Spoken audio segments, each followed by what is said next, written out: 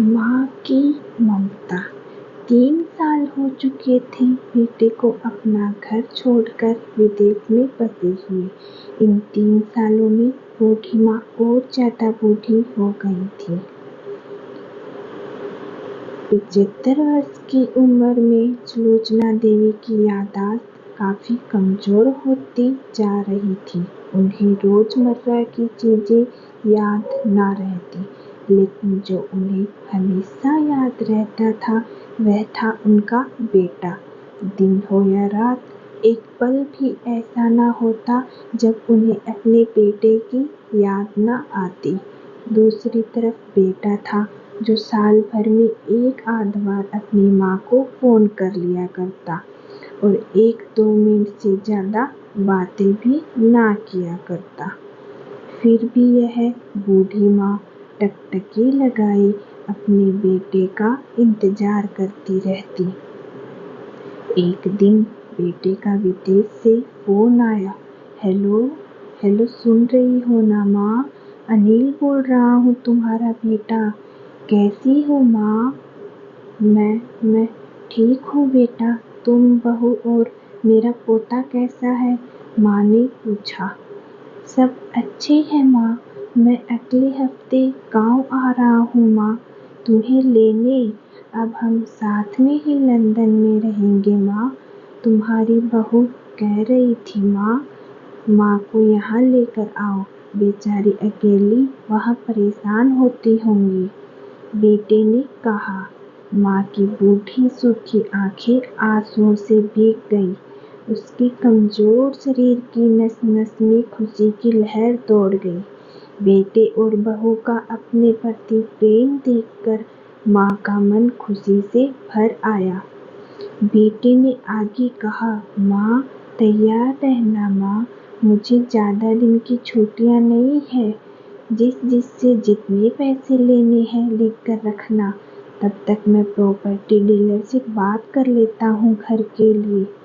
घर के लिए? माँ ने पूछा। हाँ माँ, गांव का घर हमें बेच देना पड़ेगा। अब हम साथ में ही रहने वाले हैं, तो वहाँ पर घर रखने का कोई मतलब नहीं है माँ, बेटे ने कहा।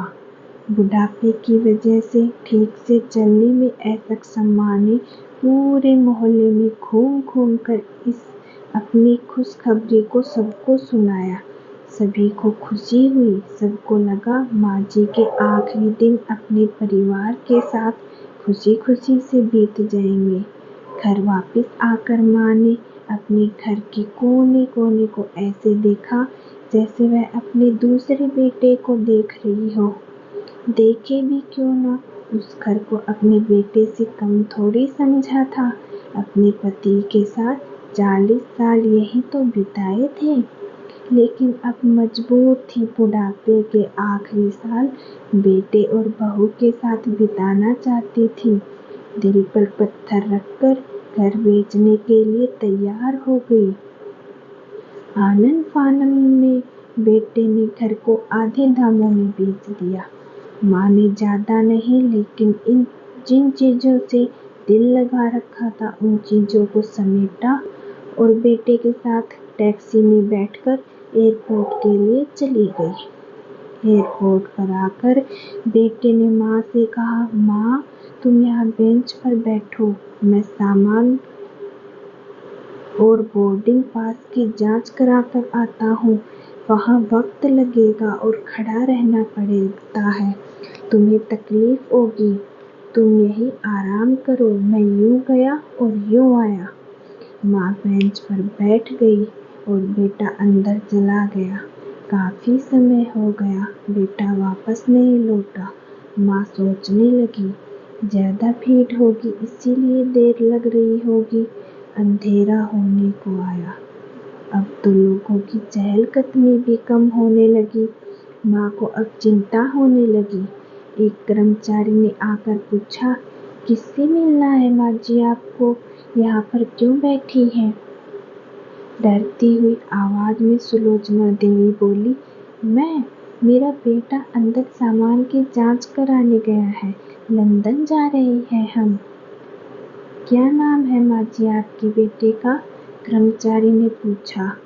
अनिल नाम है मेरे बेटे का, सुलोचना देवी ने बताया। कर्मचारी अंदर गया और थोड़ी देर बाद बाहर लौटा। उसने सुलोचना देवी से कहा, माँ जी, लंदन जाने वाली फ्लाइट तो दोपहर में ही जा चुकी है और आपका बेटा भी उस फ्लाइट में बैठकर लंदन जा चुका है।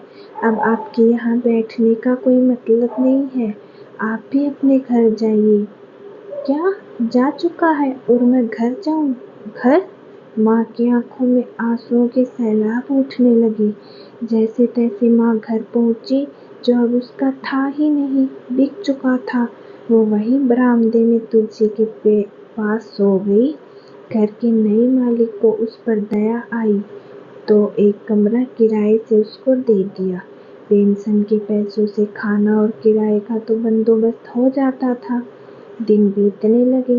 कुछ दिन बाद घर के नए मालिक ने सुलोचना देवी से कहा, माँ जी, आप अपने रिश्तेदारों के यहाँ पर जाकर क्यों नहीं रहती?